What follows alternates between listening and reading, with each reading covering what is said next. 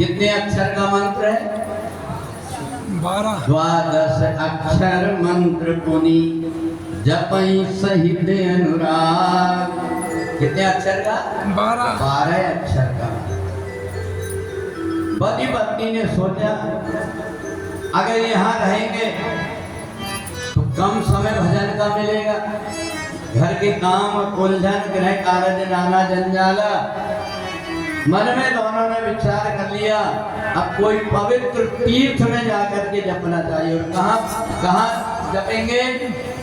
बोले पहुंचे जाए धीनुमति तीरा और हर्ष नहाए निर्मल मीरा। जहाँ पर लोग गए थे नैमिषारण्य में कथा करने के लिए, नैमिषारण्य क्षेत्र में मनु और शत्रुपा वहां खड़े होकर के 12 अक्षर का मंत्र जपने लगे।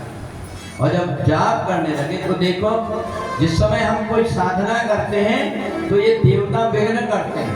रिद्धि सिद्धि प्रेरे बहु भाई बुद्धि लोग दिखावे जाए, जो दूसरों का नाम बता देते हैं और जितनी यक्षिणी से बमूर के झाड़ से अंगूर गिरा देते हैं, जितनी सिद्धियां करते हैं ना, ये सब सिद्धियां व्यक्ति के पतन का कारण है। एक न एक दिन उसको नीचे गिरना पड़ता है। इसको ऐसा मान लो कि अगर कोई बेटा रो रहा है तो माँ उसको घुनघुना पकड़ा देती है और वो उसमें खेलने लगता है, फिर गोद में नहीं लेती, वो काम करने लगता है। परंतु बेटा वो घुनघुना को भी फेंक देता है और कहता है कि मेरे को गोद में लो, तो लेना पड़ता है कि नहीं? ऐसे रिद्धि सिद्धि प्रेरे भाई बुद्धि लोभ दिखावा जाए। ब्रह्मा विष्णु महेश कई बार आए, कई वरदान मांगो, का हमको तुमसे नहीं चाहिए, सब हमारे पास है। हम अगर मांगेंगे तो उनसे मांगेंगे जिनने तुमको भी जन्म दिया। उसी समय पर आकाशवाणी हुई, मनु मांगो तुम क्या मांगो। मनु ने जैसे ही सुना हाथ जोड़कर के कहने लगे आप पहले कोई ना कोई रूप तो बना करके आइए, तब तो हम मांगेंगे। हम मांगेंगे से भगवान ने सुंदर छोटा सा बालक का रूप अम्मा अम्मा दौड़ते दौड़ते दौड़ते दौड़ते आकर के मनु और शत्रुपा का हाथ पकड़ करके और खड़े हुए। बोलो अब तो जैसे ही देखा रूप को भगवान के, अब तो मनु और शत्रुपा की आंख से आंसू बहने। मनु और शत्रुपा को जैसे ही देखा कि ये तो भाव विभोर हो गए हैं, भगवान से कुछ मांग नहीं पाते। अब मनु और शत्रुपा हाथ जोड़ करके और भगवान की छवि को देखा। देखो तो कितने सुंदर घुंघराले बाल, कान में कैसे सुंदर कुंडल पहने हुए हैं, गले में बढ़िया सा बैजंती की माला है, करधन पहने हुए हैं, दोनों पैर में बढ़िया सी पायल पहने हुए हैं। अब तो इसी रूप को देख करके दोनों पति पत्नी नाच रहे। अरे तेरी बाकी अदा में ये सांवरे मुझे तेरा दीवाना, मुझे तेरा दीवाना बना दिया, मुझे तेरा दीवाना बना दिया। तेरी बाकी अदा में ओ सांवरे, तेरी बाकी अदा में ओ सांवरे मुझे तेरा दीवाना, मुझे तेरा दीवाना बना दिया, मुझे तेरा दीवाना बना दिया, मुझे तेरा दीवाना बना दिया। तेरी बाकी अदा में ओ सांवरे, तेरी बाकी अदा में ओ सांवरे मुझे तेरा दीवाना बना दिया।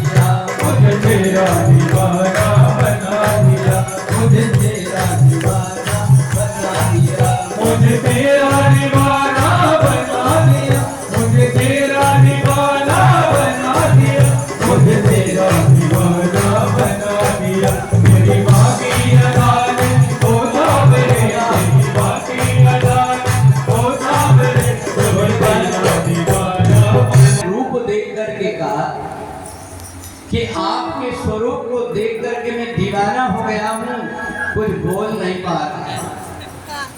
भगवान ने कहा फिर भी बोलो। बोले मैं अगर आप कह ही रहे हैं तो मैं आपसे कुछ मांगना चाहता हूँ। भगवान ने कहा मांगो। बोले दान शिरोमणि कृपा निधि नाथ कहो सद्भाव, चाहूं तुम्हें समान सुत प्रभु सन कवन तुरा। मनु और शत्रुपा ने क्या मांगा? आपके जैसे मेरे को बेटा हो जाए। पत्नी ने तुरंत हाथ पकड़ के हिलाया, क्या मांग रहे हो? अरे अभी तो बेटा बेटी छोड़ करके आए हो मन। तुमने उत्तानपाद और प्रिय व्रत 3 बेटियां देवहूति आकृति प्रसूति, फिर से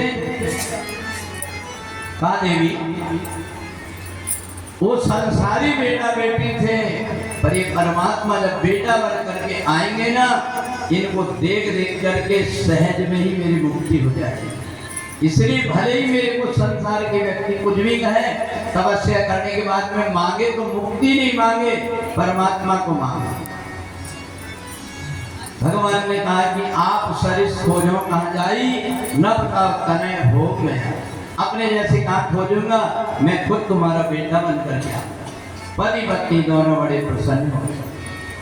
भगवान ने इधर शत्रुपा के हाथ पकड़ लिए, देवी आप भी कुछ मांग लो। शत्रुपा ने हाथ झटक दिया, मेरा हाथ छोड़ो। भगवान ने कहा कि अभी तो तुम्हारा शरीर सूख करके लकड़ी हो गया, तुम मेरी साधना कर रही थी और अब मेरे ऊपर गुस्सा कर रहे। बोले आपको बोलना भी नहीं पता है कि मेरे को देवी बोल रहे। भगवान ने कहा ये तो बहुत अच्छा शब्द है। अगर कोई कहता देवी बहुत अच्छा शब्द है, का ये बताओ अभी अभी आपने कहा है कि मैं तुम्हारा बेटा बन करके आऊंगा, तो तुम मेरे को देवी कहोगे कि माँ कहोगे? भगवान ने तुरंत कान पकड़ लिए कि माँ तू विवेक अलौकिक तोरे, मात विवेक अलौकिक तोरे, गावहु न मिटाई अनुग्रह मोरे, गावहु न मिटाई अनुग्रह।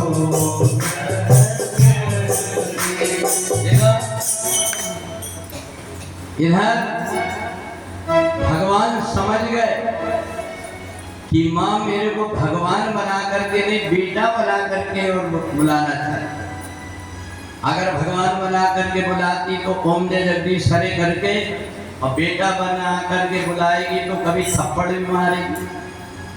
समझ गए भगवान ने कहा कि तुम्हें विवेक अलौकिक रहेगा, तुम मेरी लीला को देख देख करके और भूलोगी नहीं कि मैं परमात्मा भी हूँ, तुम्हारा बेटा भी हूँ। तो अब भगवान ने इसलिए जब वरदान दिया था, इसलिए यही मनु और शत्रुपा दूसरे जन्म में जाकर क्या बने? राजा दशरथ और कौशल्या। देखो जिंदगी में कई बार कुछ गलतियां हो जाती। एक बार महाराज दशरथ गए हुए थे शिकार खेलने के लिए, और उस समय पर एक शांतनु और भाग्यवती नाम के पति पत्नी थे, जिनकी आंख में दिखाई नहीं दे रहा। उनका एक ही बेटा था जिसका नाम था श्रवण कुमार। उन्हें जब देखा कि मेरी पत्नी मेरे माता पिता के साथ में बुरा व्यवहार करती है, तो पत्नी को छोड़ करके कामड़ बना करके माता पिता को तीर्थ लेकर के जा रहा है। जिंदगी में अपने यहाँ एक बात ध्यान रखना कि मातृ देवो भव पितृ देवो भव। संसार में तुम सबके कर्ज से मुक्त हो सकते हो, परंतु माँ के कर्ज से मुक्त नहीं हो सकते। माँ बाप से बढ़कर जग में पूजा नहीं कोई ठिकाना, जिसने हमें जन्म दिया है उसका दिल कभी न दुखाना। माँ बाप से बड़ी बड़ी जग में दूजा नहीं कोई ठिकाना। जिसने हमें जन्म दिया है उसका दिल कभी न दुखाना। एक बात जरा अपना बचपना याद करो कैसे रहे होंगे। 9 माह पेट में रख कर कितने ही कष्ट उठाया। 9 माह पेट में रख कर कष्ट उठाया। खुद कीले में वो सोती धूपे में हमें सुलाया। खुद कीले में वो सोती धूपे में हमें सुलाया। उस ममतामयी माता को कभी भी नहीं सताना। जिसने हमें जन्म दिया है उसका दिल कभी न दुखाना। माँ बाप से बड़े बड़े जग में दूजा नहीं कोई ठिकाना। जिसने हमें जन्म दिया है उसका दिल कभी न दुखाना। श्रवण कुमार अपने माता पिता को लेकर के तीर्थ गया। अयोध्या के पास पहुंचा। माँ ने कही बेटा दिन भर से मैंने नहीं बोली पर मेरा गला सूख रहा है, थोड़ा सा पानी मिल जाए। श्रवण कुमार ने कहा माता जी मैं अभी ला रहा हूँ। ये देखो ये अखंड रामायण का पाठ सुनाई दे रहा है, राम धुन सुनाई दे रही है। मैं अयोध्या के किनारे आ गया हूँ। यहाँ पास में ही कलकल की आवाज आ रही। शरीर नदी कमंडल लेकर के रात्रि में दौड़ते दौड़ते जब चला तो राजा दशरथ को मंत्रियों ने बताया था हमारे नगर में एक शेर आ गया। राजा दशरथ ने सोचा कि शायद वो शेर पानी पीने आया है और जैसे कमंडल डुबाया शब्द भेदी बाण जैसे मारा तो वो जाकर के श्रवण कुमार के सीने जैसे ही लगा हे राम कह करके नीचे गिरे। राजा दशरथ दौड़ करके आए। आकर के देखा एक छोटा सा बालक पीतांबरी पहना हुआ है, तिलक लगाया हुआ है, तुलसी की माला डाला हुआ है, कमंडल अपने हाथ में लेकर के खुद गिर गया पर कमंडल हाथ में रखा। राजा दशरथ ने देखा बहुत बड़ी गलती हो गई। हाँ महाराज मेरे मर जाने का मेरे को दुख नहीं है परंतु मेरे को दुख इस बात का है मेरे माता पिता को दिखाई नहीं देता। मेरी माँ मेरे से जल मांगी थी, मैं अपनी माँ को एक बूंद जल नहीं दे पाया, इसलिए तुम ये जल ले जाकर के मेरी माँ को दे देना, मेरी चिंता मत। राजा दशरथ ने कहा तुम्हें पीड़ा हो रही होगी। बाण को जैसे ही खींचा श्रवण कुमार के प्राण निकल गए और वो कमंडल लेकर के चला। दोनों पति पत्नी तड़प रहे। कहाँ गया होगा हमारा बेटा? रात में ऐसा मन में विचार कर रहे थे, इतने में आहट आए, अरे आ गया बेटा आ गया। राजा दशरथ ने जैसे कमंडल पकड़ाए तो हाथ ऐसा कर रहा था शांतनु जैसे ही हाथ सोने के कड़े में लगा राजा दशरथ के तो हाथ खींच लिया। कौन हो? तुम हमारे बेटा श्रवण कुमार नहीं? कहा महात्मा ये जल पी लो, इसके बाद में मेरा परिचय बता दो। बोले नहीं पहले ये बताओ ये कमंडल तुम्हें कैसे मिला, हमारा बेटा कहाँ है? राजा दशरथ ने कहा क्षमा करना, मेरे बाण से तुम्हारे बेटे की प्राण निकल गए। कमंडल का जल लेकर के शांतनु ने श्राप दिया राजा दशरथ, जैसे मैं बेटे के लिए तड़प तड़प करके मर रहा हूं, तुम भी तड़प तड़प करके मरोगे, तुम भी तड़प तड़प करके मरोगे, तुम भी तड़प तड़प करके मरोगे। अब तो इधर राजा दशरथ बड़े दुखी हुए। इन्होंने ये बात किसी को बताया नहीं। गुरुजी ने देख लिया कि राजा दशरथ की तीन रानियां हैं, परंतु संतान क्यों नहीं होती, कोई ना कोई दोष लगा हुआ है। आंख बंद करके देखा गुरुजी ने तो सब पहचाना। राजा दशरथ से बुलाया, ये बताओ ये सारे देवता रुष्ट क्यों? बताया गुरुदेव मैंने किसी से तो नहीं बताया था, परंतु आज आपसे बता रहा हूं। मेरे को ये घटना घटी, मेरे को श्राप दिया एक ऋषि। राजन इसके लिए तो तुम्हें प्रायश्चित के लिए यज्ञ करना पड़ेगा। राजा दशरथ ने कहा आप जो कुछ कहेंगे मैं करूंगा। तुरंत चरणों में गिर गए राजा दशरथ। दुनिया में जब कहीं कोई सहारा नहीं मिलता तो व्यक्ति गुरु के चरण में, संतों के चरण में पहुंच जाता है तो कोई ना कोई उपाय मिलता है। राजा दशरथ के चरण पकड़ लिए, मेरे जीवन का तू ही आधार है, तेरी महिमा अपरंपार है, मेरे मन मंदिर के देवता, प्रभु सच्चा तेरा दरबार है, मेरे जीवन का तू ही आधार है, तेरी महिमा अपरंपार है, मेरे मन मंदिर के देवता, प्रभु सच्चा तेरा दरबार। बोलिए गुरुदेव भगवान की।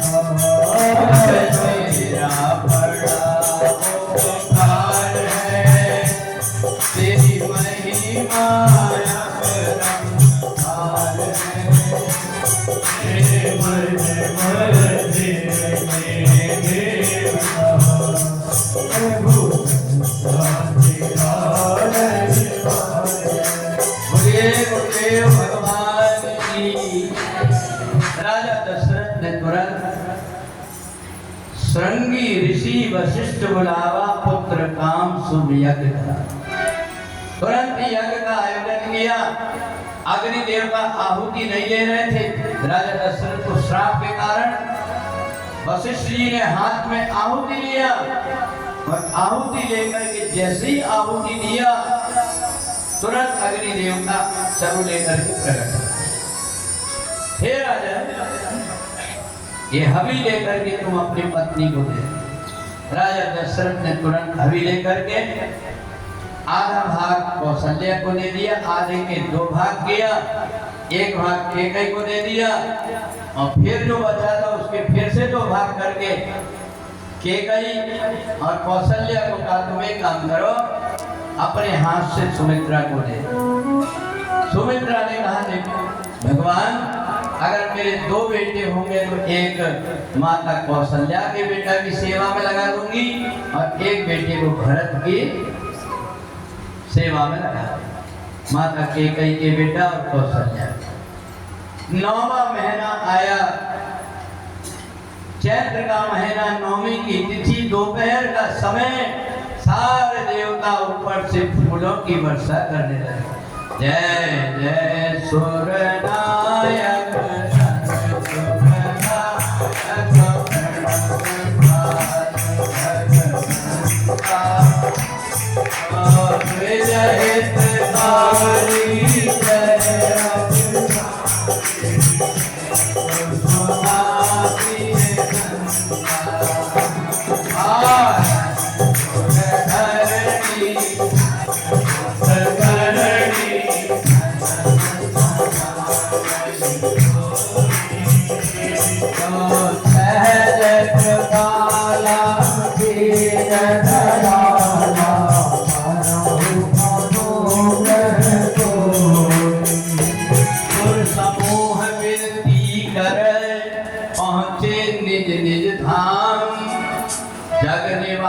प्रभु प्रगटे अखिल लोक विश्राम।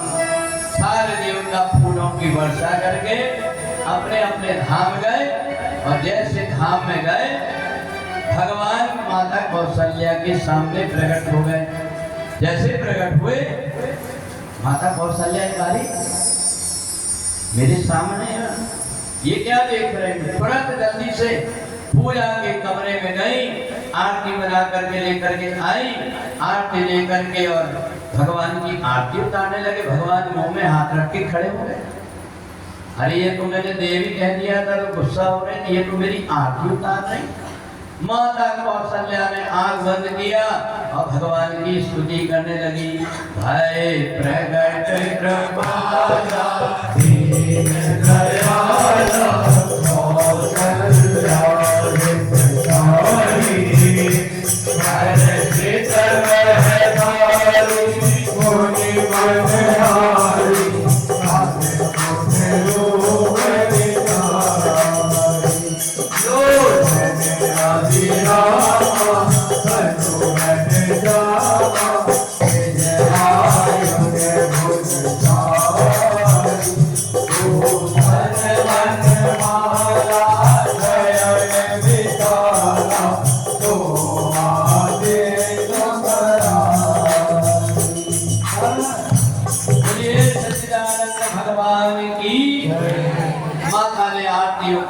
प्रणाम करके और माता जी तुरंत जा करके कोने में बैठ गए।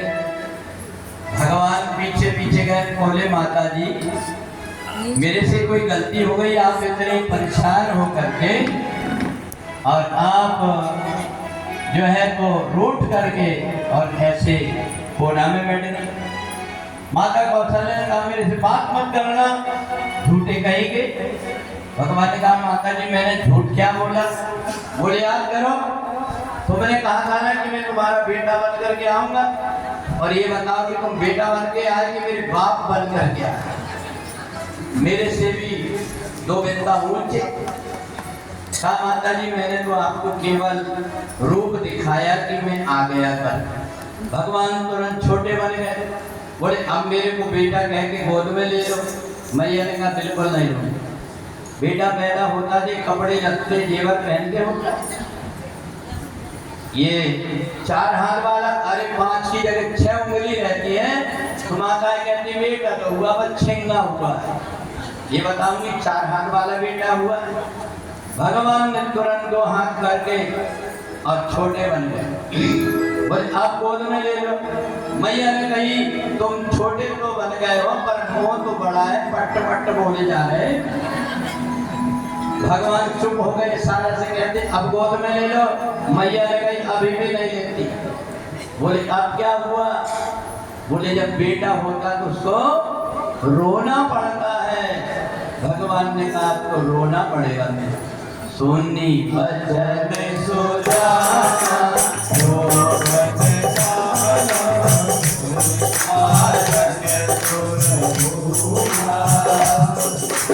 जय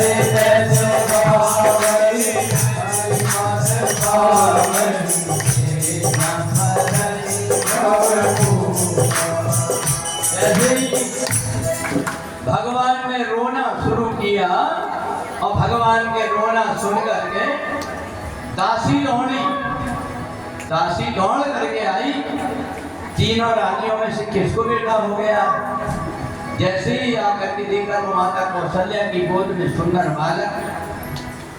जैसे बालक को देखा महाराज दशरथ के पास गए, महाराज बधाई हो। क्या हुआ? बोले माता कौशल्या को सुंदर बेटा हुआ है। इतने में केकई दासी आई, बोले महाराज बधाई हो। क्या हुआ? बोले माता केकई को बेटा हुआ है।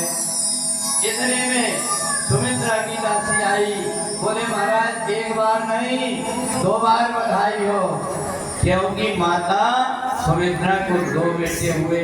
राजा दशरथ गिने 1 2 3 4 बाजा बालों का बाजा बजा बजा बजा सारे बाजा बजाने लगे और सारे अयोध्यावासी अरे 4 4 प्रगटे ललनवा अवध में बाजे। 4 4 प्रगटे ललनवा अवध में बाजे बजनवा। अवध में आनंद भयो अवध में आनंद भयो लगे ना रघुवर राम की जय, रघुवर राम की जय, रघुवर राम की जय, रघुवर राम की। अवध में आनंद भयो जय, रघुवर राम की अवध में आनंद भयो जय, रघुवर राम की। जय, रघुवर राम की जय, रघुवर राम की जय, रघुवर राम की